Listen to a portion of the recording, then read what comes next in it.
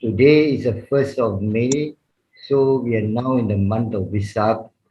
So it is appropriate to more or less take the whole month to honor the Buddha, because normally Wesak is celebrated according to what the World Council of Buddhists have arranged lah. But actually Wesak month actually changes. So if you think of Wesak, you think of the Buddha. So to make it clear and simple for even newcomers, the Buddha, a future Buddha is actually called a Bodhisattva. So the last existence is normally human before it becomes a Supreme Buddha. So there are three types of Buddhas actually. The Supreme Buddha is the Samasam Buddha. Then you have the Pachika Buddha, the self-enlightened being, but cannot more or less teach others how to become enlightened. And lastly, enlightened being who is taught by the Buddha himself, so he's called an Arahant. So the Supreme Buddha is actually for this era, the Uttama Buddha, born as Prince Siddhartha, enlightenment in Bodhi Gaya, and Parinibbana, Mahaparinibbana in Kushinara. So these are the three places, and they are said, according to popular belief, they are said to be occurred during the full moon day of Wesak. And the full moon day of Wesak changes every year because the Indian calendar is a lunar calendar, whereas we're using a solar calendar. So actually this is basically popular belief, all these dates. They're not important actually, the dates. But if we take the month of Wesak, and normally people who go to India will visit these places which are very important to them, especially Lumbini, where the Bodhisattva was born as Prince Siddhartha. Then he attained enlightenment in Bodhi Gaya. Okay. And normally they will visit Kusinara, where the Buddha passed into Parinibbana.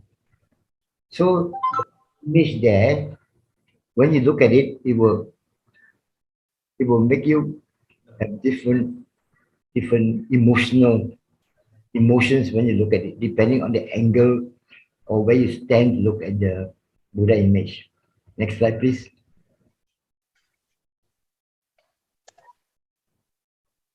Now, if you stand in the middle of the body or at the foot of the body, normally people like to stand there because out of reverence for the Buddha, they don't want to go near to the face.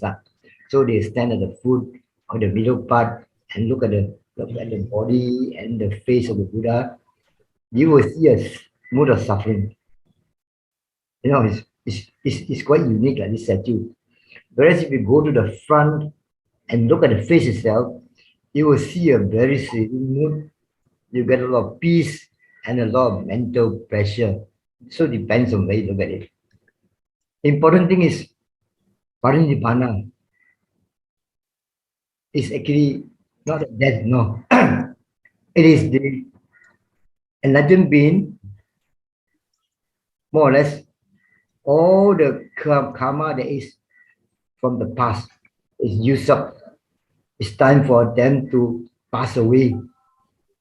But they pass away with no more rebirth. It's called Parinibbana. That means entering Nibbana, Parinibbana. And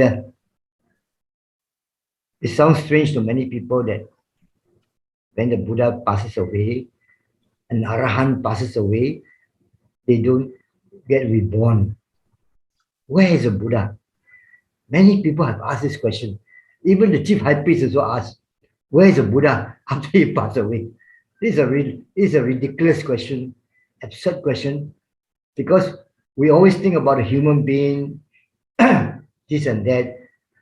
There's a mind, there's a body. What happens? They should actually get rebirth. But the Buddha considers this as karma. It's a karma that gives rebirth. So when there's no more karma, it's like a fire that is burned out with no more fuel to burn. So when the fuel has gone up, the fire has gone up, we don't ask where's the fire. It's a really stupid, absurd question, you know. So you get it straight.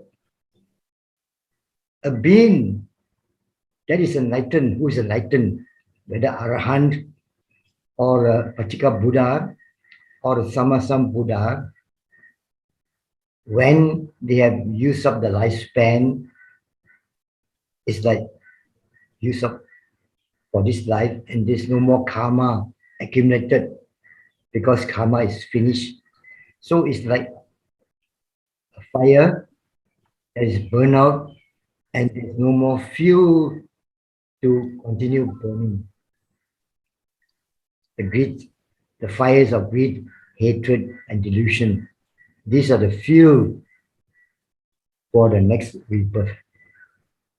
So a being who is get rid of greed, hatred, delusion, doesn't accumulate any more karma, just like accumulating more fuel.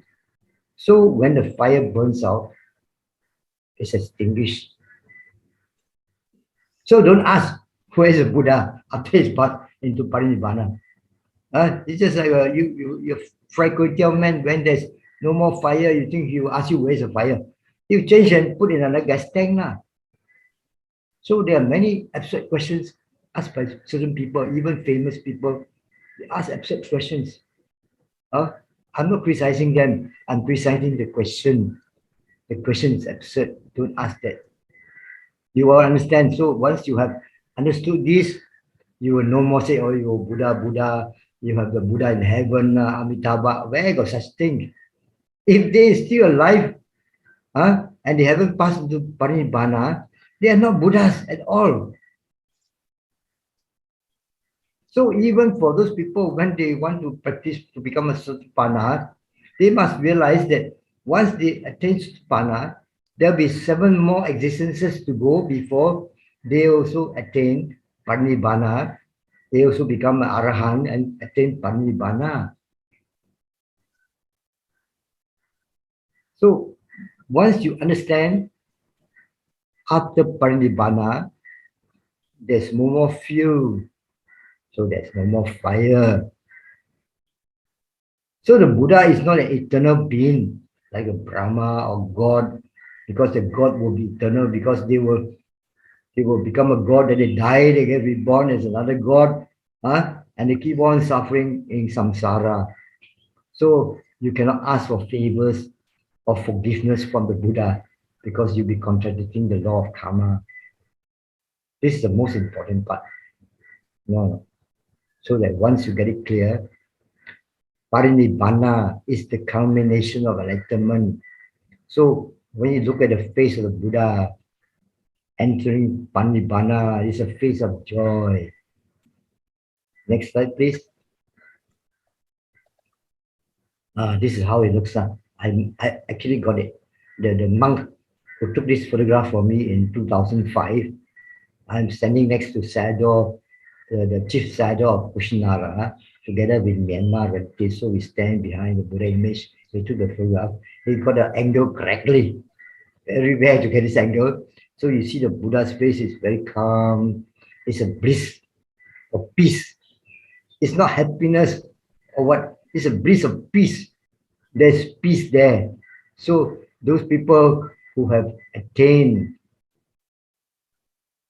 once will know the peace of bliss. It's a bliss. There's no feeling. Bliss is not a feeling. It's a bliss. It's a bliss of peace. So as it enters Parinibbana, you get this photograph at the right angle. So from then onwards, I know how to take a video at this right angle.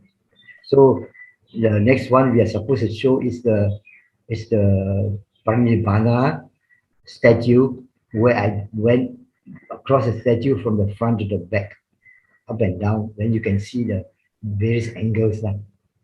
So, brother, can you put on the video? This is the one start. I am now in the famous Parinibbana temple, right in front of you is the Mahaparinibbana statue, which was donated by Haribala of Mathura. It's over 1,000 years old. So as I stand and focus on from the foot of the Buddha, you can see the suffering of the body. This is how the statue looks like. The face of the figure looks like from the foot of the statue. Now as I go nearer to the front, as I go in front of it, you can see the appearance changes. You can see that the appearance changes. Here, the face looks more serene and calm. Excuse me. Then, as I continue towards the head there and focus down on the face, I'm going to zoom in on the face.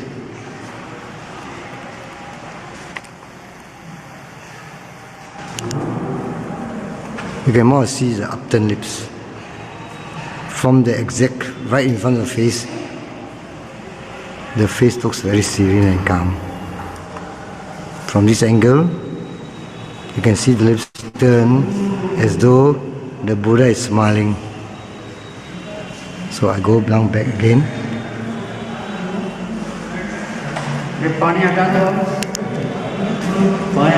Face.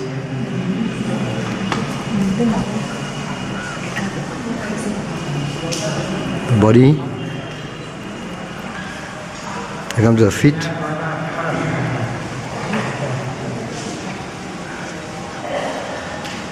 Then I will zoom in again.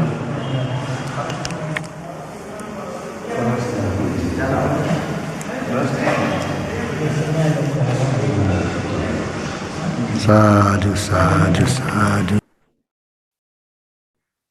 Okay, next slide. I am now in the famous Mahaparinibbana temple. No, this is I'm now in Tajikistan's National Museum, on the second floor of the museum, to view the famous Buddha in Nibbana. The statue is 42 feet in length and 9 feet in height, made from terracotta. So I will start with the foot. It was cut, because of the size, it was cut into 92 pieces and reassembled and exhibited in 2001. So as I go along, you can see the original terracotta layer, and you can see the lines where the image was cut into pieces. So you can see the hand and the 5 fingers. When you come to this part, you find that there is a reconstructed part. It's a different material. So you can see that there's a brick, and at the top, the hand, the fingers, and the lower part of the forearm, elbow. After that, that piece is missing again, so it was lost. Now you can see 2 sections, the reconstructed part and the original terracotta part. Zoom back. Now we are coming to the upper part of the body. Again, you have a missing section with the reconstruction.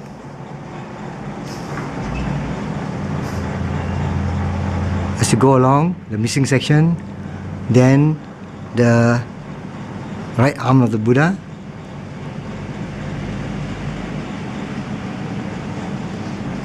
still intact. Then when you come to the face, you can see it's been reconstructed also. It's lying on a stone pillow, so you can see in the face there's an upper section, which is the original terracotta, the lower part just below the forehead, so you see the nose and the mouth are all reconstructed. So I take you again to the other end. So now we start from the head to the toe again.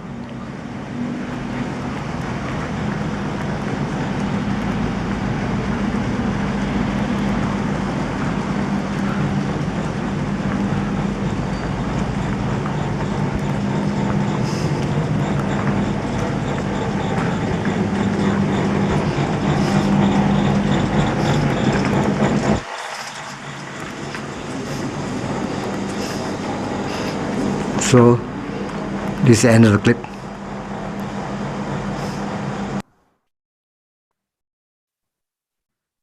Next slide, please. I'm now in Tajikistan.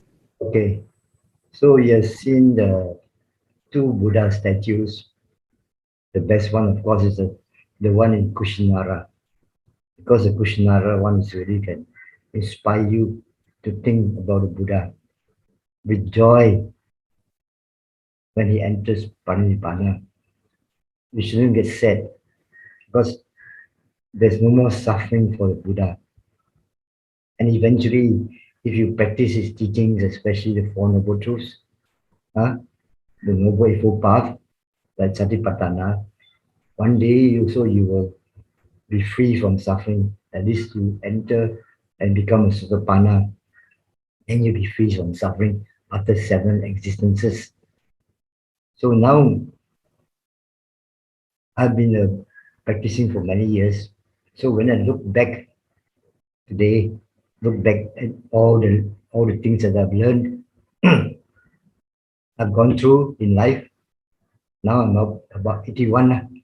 So to me, when I read various books or teachings, normally I look for those inspire people, those teachers that are able to inspire you with simple words and simple verses.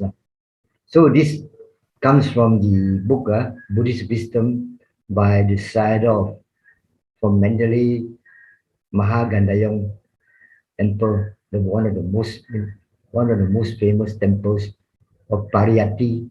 Pariyatti is a doctrine whereby they train the monks to become Dhammacharya teachers. So this abbot Mahagandayong Sayadaw, he has a book about quotations about Buddhist wisdom from his own personal practice. So this one strikes me as very apt. The greatest and best person in the world. Have you ever thought of that? The greatest and best person in the world. If anyone asks, who is the greatest and best person in the world? Now, I will surely answer the Buddha.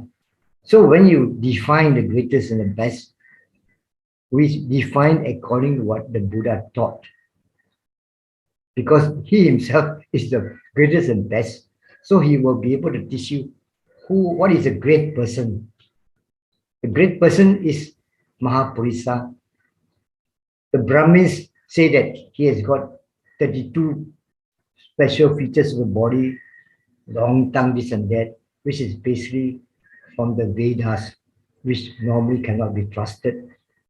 The Buddha himself said that the Mahapurisa is an Arahant, the one who has destroyed all the defilements.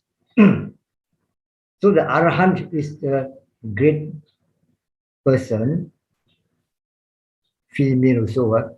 So when you define Mahapurisa, you must also treat the male and the female as equal at the top. Great. The greatest is the one who teaches them how to be great.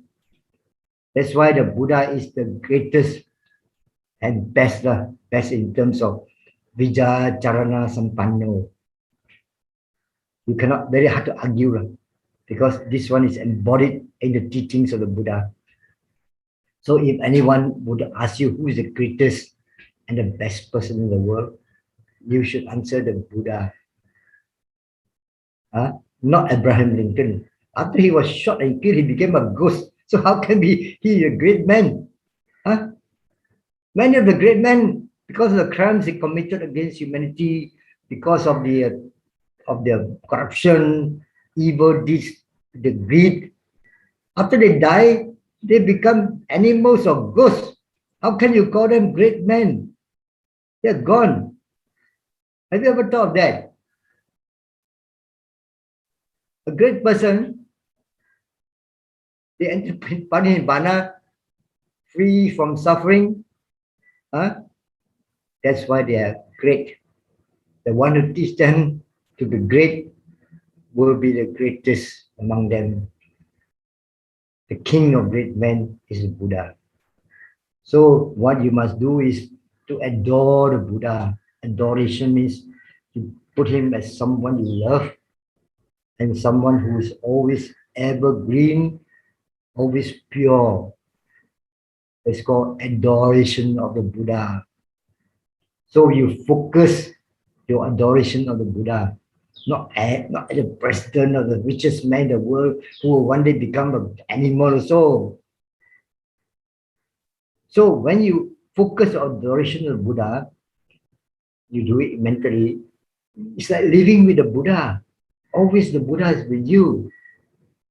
No point Wesak, you remember Buddha. Try to adore the Buddha, remember the Buddha's teaching or practice his teachings daily. At least if you remember this, you can adore the Buddha in one sentence or in 1 hour for meditation or whatever. So if you really deeply adore the Buddha, the result, the cause and effect, the cause is adoration. The effect is that you will follow his admonitions, his teachings. If you don't adore the Buddha, just like me, I don't adore the Prophet of Jesus Christ, I don't have to follow his teachings. I will faithfully follow the Buddha's teachings because I adore the Buddha above all. So the Buddha's teaching is very simple.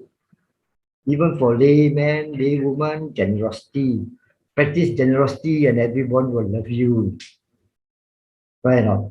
Practice morality, everyone will respect you because of the morals. Practice mental culture, everyone will really, truly look up to you because you have wisdom. A wise man, people will revere a wise man.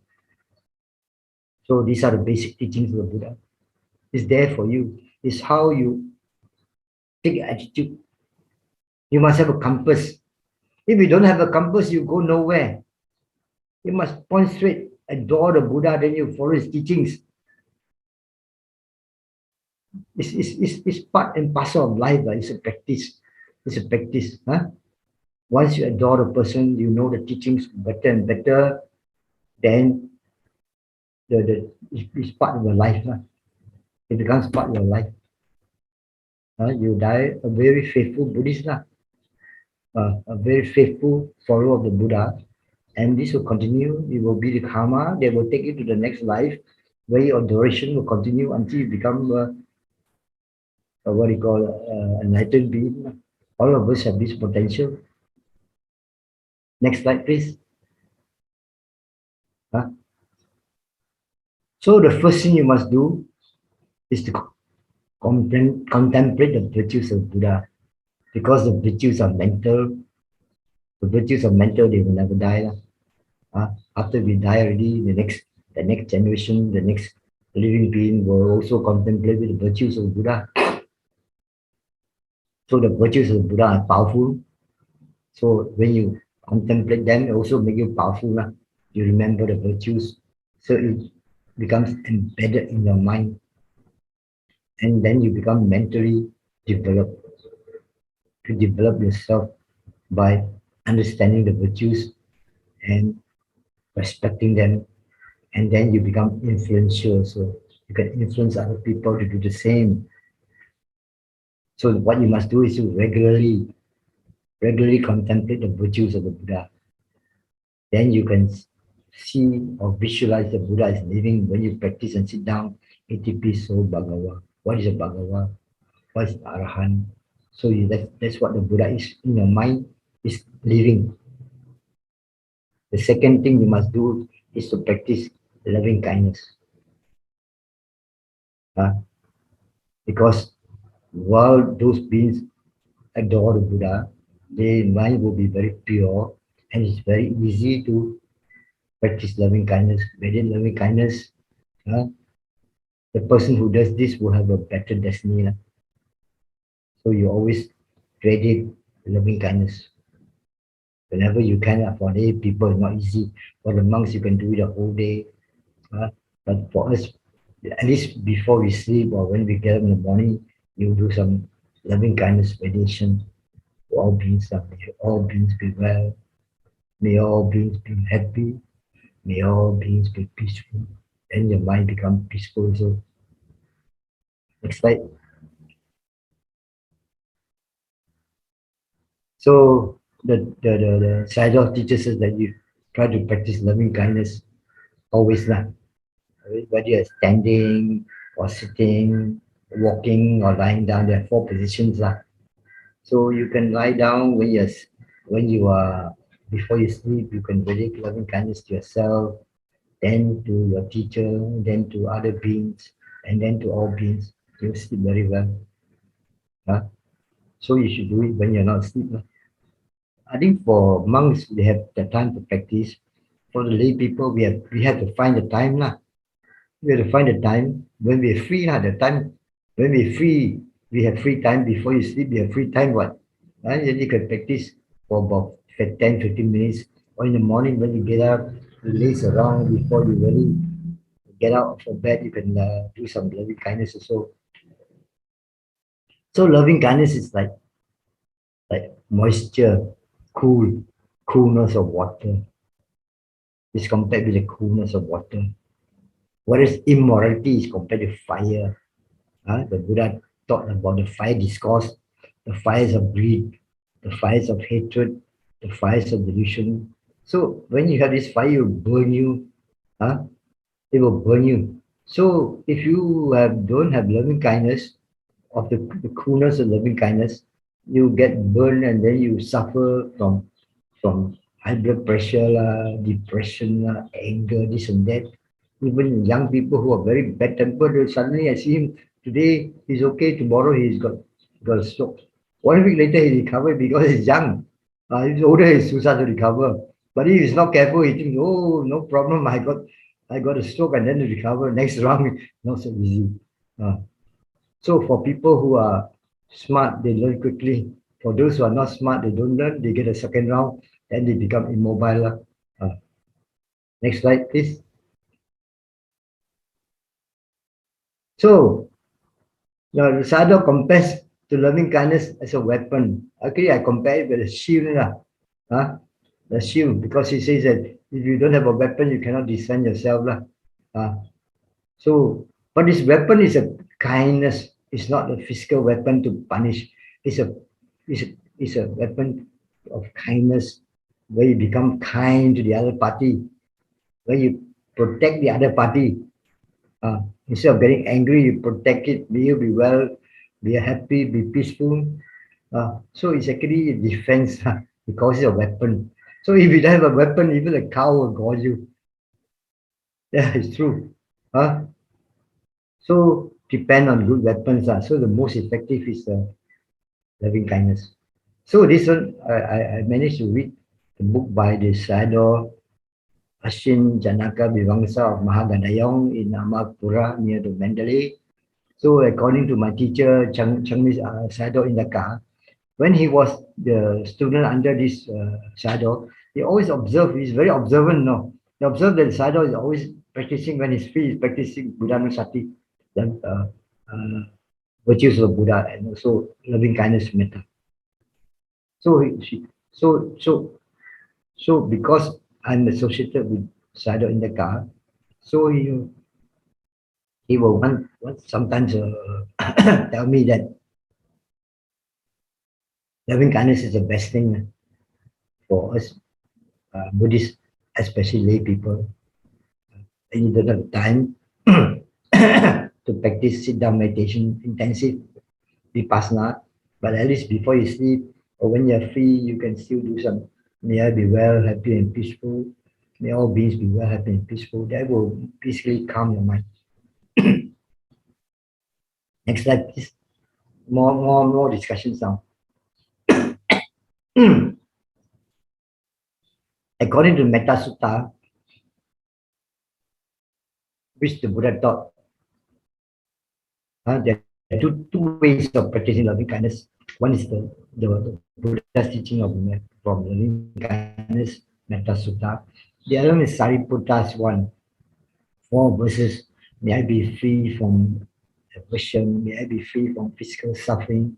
May I be free from mental suffering. May I take care of myself happily. There will be 4 verses. Where's the Buddha's teaching? Say, how should the devout person, devout Buddhist, possesses confidence as Sada and Sila is called the virtuous practice loving kindness meditation. So the Buddha said, you should always think and wish for the welfare of all beings. Huh? According to the Pali word, Sukino va kemino hantu. Sabbe satta bhavantu sukhitata. So there are 3 words there, which are the key words. Sukino. Sukino means good health. Sukino, good health, physical well-being. It means, may I be well, or may I be healthy. Of course, may I be well means cover everything. May I be well, physical, happy, physical. Then Camino is from the word Kema, which is safe, fearless. Kema, fearless, unplagued. So it's actually peaceful. That means your mind is not suffering from any what you call sickness or something irritating or irritation, from small irritation to sickness. Mentally is called peaceful. There's a peace of bliss. Sukita Atta is the happy self. Atta itself, Sukita is happy. So when you have a happy self, means you're mentally pleasure. And we use the word happy. May I be well. So the formula is shortened to 1 sentence by the teachers. There are 3 words there. May all beings be well. Means physically not suffering, nobody beat them, they are very healthy, and mentally happy and peaceful. That means they are quite safe. We are peaceful means you're quite safe. So may all beings be well, may all beings be happy, may all beings be peaceful. That's the way you should recite that. Starting with yourself. May I be well, may I be happy, may I be peaceful, may I be well, happy, and peaceful. Now, normally when you practice, you don't recite verbally, you can recite mentally, and mentally you must use your mental language. So you have educated in Chinese, Mandarin, don't use English. Because there was one person during a pilgrimage, he asked me to teach him loving kindness. So I used the English one, like today's one. Then he tried it for 1 day, he complained to me, cannot work. I said, you come from a Mandarin school or English or whatever. He said, he learned from Chinese school, then you learn Chinese now. For old ladies who speak Hokkien, they use Hokkien. For people who use Cantonese, they cannot speak other language. The mental language is Cantonese. So it varies depending on your mental language. So if you are unable to recite mentally this formula in English, you may do so in your own native dialect. So for people who speak Myanmar, they use the Myanmar language. So this is very important. The practice is that your mind must understand what you are reciting. If your mind cannot understand you, if you need to translate, there's a time that you won't get a concentration. Next slide. The Sayadaw said it is prevent attack. Dangerous animals attack you. The Buddha's teaching is more complete. More complete. Because there are 11 benefits of metta meditation according to what the Buddha taught. Number 1, for people who cannot sleep well, when you practice metta, say 15 minutes or half an hour before you sleep, you fall asleep happily. And you sleep with no bad dreams, and so you wake up happily. 1, 2, 3. You'll be loved by humans, and you will also be loved by non-humans, animals or whatever. They want to protect you. There are many cases in the jungle from the story, but I will tell you a short story today. And you'll be protected if you get in jhana state. Metta will lead you into the third jhana, first jhana, second jhana, third jhana. When you reach the jhana state, fire, weapons, and poisons cannot harm you. From the scriptures we have read. Okay? And if you practice metta, because your mind is very calm, there's no agitation like anger or irritation or whatever, you will be able to concentrate easily. Concentration is quite easy. And normally when people practice metta for a long time, sometimes their facial expression is very clear and serene, very, what do you call, very reddish. The face is full of, looks very healthy. Chinese call angge, angge. Uh, Clear and serene, serene looking, very pleasant looking one. At the time of death, the mind is lucid. That is very important. You won't be worried. You're not scared. There's no fear because metta is wholesome practice. So the mind is wholesome and you're not confused. Mm. But better learn to practice this before you die. Don't come and ask, hey, I'm going to die already. How to practice? Better be prepared. Okay? The mind is lucid, not confused. And if the person is not an arahant already, they'll be reborn as Brahma, the Brahma realm, provided it's in the jhana state. Let's say you practice and you die, you're not in the jhana state, you cannot be reborn as a Brahma. You must be attained, means you must be in that jhana state itself before you die. This is not easy. But at the time of death, if your mind is clear and lucid, you're not confused, you'll get a good rebirth because there's no fear. So the benefits of metta is covered by the Buddha much more than what the monk has taught. Now, coming to love by non-humans, I will tell you a personal story. Many years ago, I think many people know that I go to Burma very regularly. Every year, I would spend about 3 months there. Then, as I grew older and older, I spend probably up to 1 month. Now I'm in the 80s already.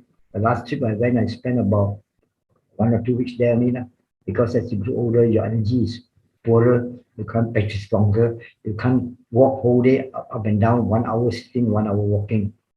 Nowadays, I can still walk 1 hour or 45 minutes walking before I do my vipassana, but it's not so easy as before. So I brought along a fellow Buddhist lady to Mobi in the Yangon, near the Yangon. The place is a countryside resort. A lot of trees, very cooling, a lot of kutis there, also there, but practitioners not that many. So I was able to get a house all to myself.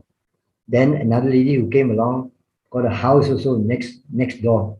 So we can practice inside the house, mosquito proof, walking and sitting in the house. You don't have to come outside and get bitten by mosquitoes or in the hot sun or heat.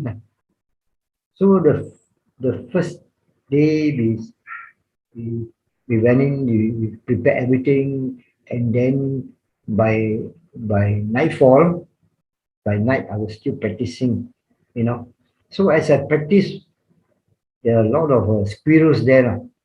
So I think also probably there was a cat there chasing the squirrels. So up and down the roof, it's an asbestos roof. So ping, ping, bang, bang, a lot of noise running up and down. So as I was practice vipassana, I switched to metta. May you above the roof be well, happy, peaceful. So ready metta to them, to the squirrels. And I know it because I've been there many times. Daytime, the squirrels will be outside walking along the electric wire lines from house to house, and they run up and down the trees. So I know they're squirrels. So I instead of getting upset or that, I switch over to metta for about 15 minutes until the noise disappeared lah. So I continue my vipassana practice. Then about next day, my neighbor came to me, hey Brajan, this place is haunted lah. I want to go back. Uh, say, what's the problem? Why? See, at night the roof, all of sounds, bing, bing, bang, bang sounds at the ceiling there, no. So I said, no, don't worry. He said, why? I said, they're squirrels lah. They're just squirrels. No. I said, you do metta to them, then they go to the next house. So she was calmed down and then I think she do metta also. So the squirrels can't see you. Many of us think that when we credit our loving kindness to the animal can see our aura. Of course, it's probably possible lah. Let's say there's a dog. You come face to face with the dog and you are scared of the dog. Your aura, your body aura can change lah. Means from red to blue or whatever. It shows that you're afraid. That's why the dogs like to chase those Malays normally, because Malay girls and boys, little boys, they see the dog, they're scared of it. The dog can see already and chase them, make it worse for them. But they're in the roof there, they can't see. So that means the metta will work by itself. It works by itself. There are many other stories about how you can use metta to make the animal calm. So when the animals are calm and protected, they return the favor. They also protect you. You protect others, others protect you. This is the teaching of the Buddha from the law of karma. So there are a lot of benefits to gain from metta. Of course, the first one is yourself, because metta will release your high blood pressure, so because it releases your anger, greed, also hatred, delusion. So that's why it is good for lay people to practice metta, at least the basic minimum of mental culture. I can't teach metta to the Christians because sometimes they complain to me about this. I say, you pray to your own Jesus. That's all I can say. Pray to Jesus, ask for forgiveness, all that. But because they don't believe in these things, that's fine. Sadhu says, metta is a good protection. It's not a weapon. Of course, he uses it as a weapon, but to me, it's more protection. I will talk about more on protection as I go along. Next slide. This is important. This will come because I try to bring in the basic teaching and the basic principles, guiding principles, and benefits. You have to go to your teacher, the society, have a metta class. You attend the metta class because I have no time to basically go into the actual practice itself. So I will take it from the scriptures, what the Buddha taught. So if you think they are useful, you bring upon yourself to get a teacher, or at least learn part-time from society to make it part of your life. At least you go once a week to do your metta class, or you do a vipassana. As you grow older, you have more time, you can actually go for longer retreat. So as you're young, you don't have the time to do these things. At least you learn the basics first. So I'm going to summarize from the Siddhaka Sutta, where the Buddha also taught something about protection. It's very important. As you go along in life, there'll be a lot of problems in life. And if you want peace of mind and peace of body and happiness, you need to get some armor from the Buddha for protection. In the Siddhaka Sutta, I think this has been taught to you before. I also taught it in the other places. By protecting oneself, one protects others. How is it that when you protect yourself, you protect your others? How do you do it? You do it by the pursuit of development or cultivate the four foundations of mindfulness. That means you are very mindful. Uh, that means the first requisite for practice is keep the precepts. Uh, because you cannot practice vipassana without keeping precepts. The four foundations of mindfulness is basically the practice of the Noble Eightfold Path. So when you protect yourself by keeping the precept, you protect others. Now, protecting oneself is not selfish protection. That is different. Protecting oneself is not, oh, I protect myself from hunger, so I hoard the food, and make sure I have a lot of money to protect. No, that's not the way. Protect yourself is mentally protect yourself from defilements. So because once the mind is not defiled, your mind is pure, others will feel protected. When your mind is pure, you don't want to harm people or tell lies to people. You're protecting others now. By protecting yourself to keep the precepts, all those things. So protecting oneself is not selfish protection. It's ethics. There must be ethics lah, and there must be spiritual development of by the vipassana meditation, and that forms a practice of the noble eightfold path. Because the noble eightfold path has got sila samadhi there. Because when you practice noble path, you must have right view, right thoughts, right speech, right action, right livelihood. All these things will protect the morality. And in turn, when you don't break precept, you also protect others. So by protecting oneself, you protect others. It's not selfish to protect oneself. On the other side, by protecting others, one protects oneself. Protecting others means you try to protect others by your patience. Don't become impatient, because when you are impatient, you cannot be sympathetic. You cannot sit down and listen to others' problems. So how you before people can tell you a problem, you get upset and angry over it. So how can you protect them? Harmlessness. There's no harm. That means in your mind, there's harmlessness there. That means you are not going to use rough means. Then there's loving kindness there. There's compassion there. These are the Brahma Viharas that you can protect others. Because when you protect others, others protect you. I will give a few examples later. Next slide.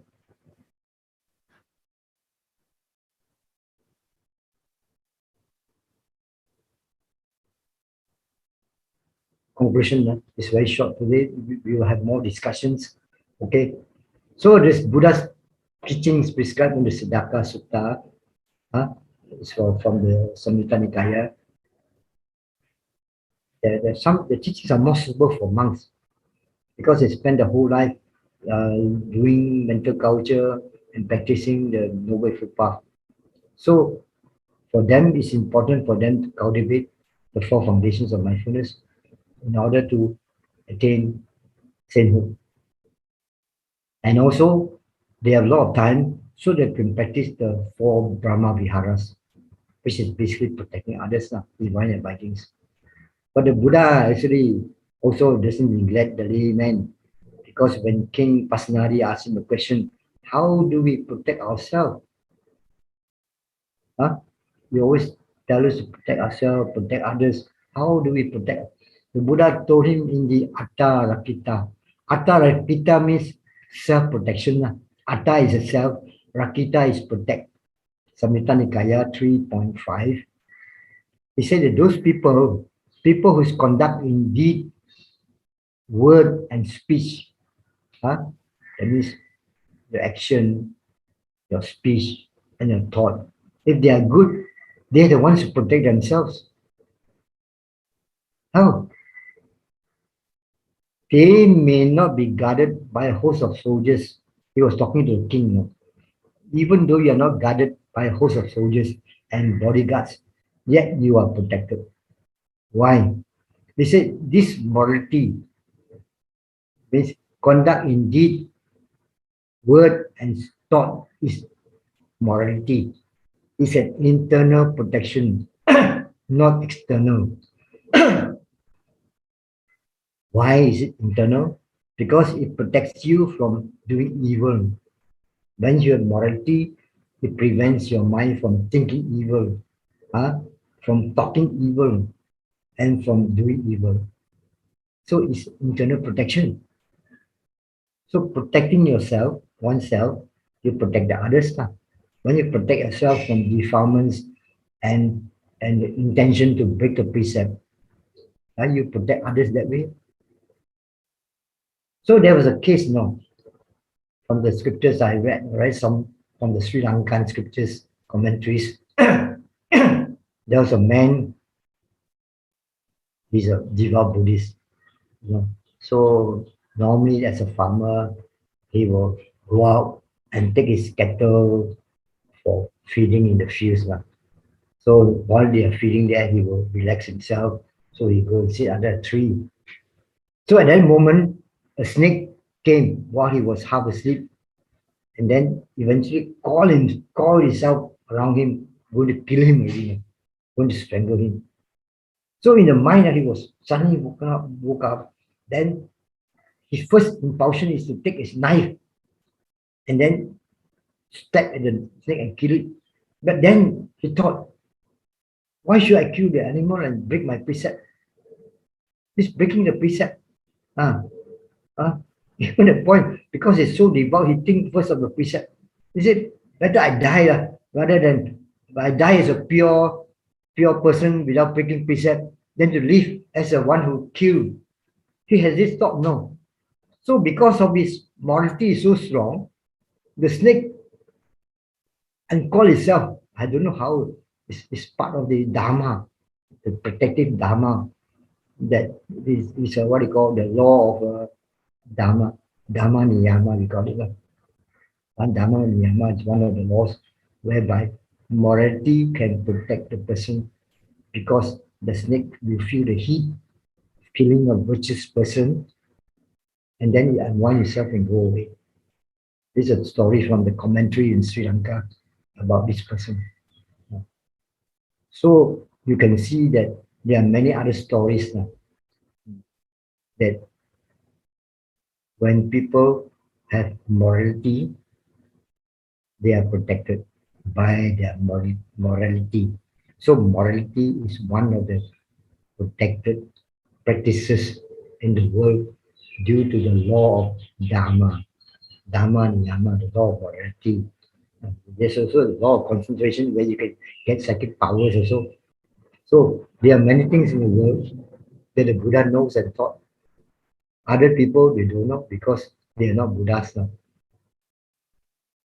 So today I more or less finished a short talk that when you adore the Buddha, you will have the mentality that the Buddha is living. At least his teachings are living in your mind. And these teachings will give you a happy life and a happy rebirth. It's a very short message today, but it's a message of Wesak that you should remember all the time. Okay, so now we have our discussion. Yeah. Thank you, Brother Chan, for this very interesting Dhamma sharing. Brothers in the Dhamma, if you have any questions or comments for Brother Chan, kindly put in the chat and I'll read it to Brother Chan for comment. Yeah.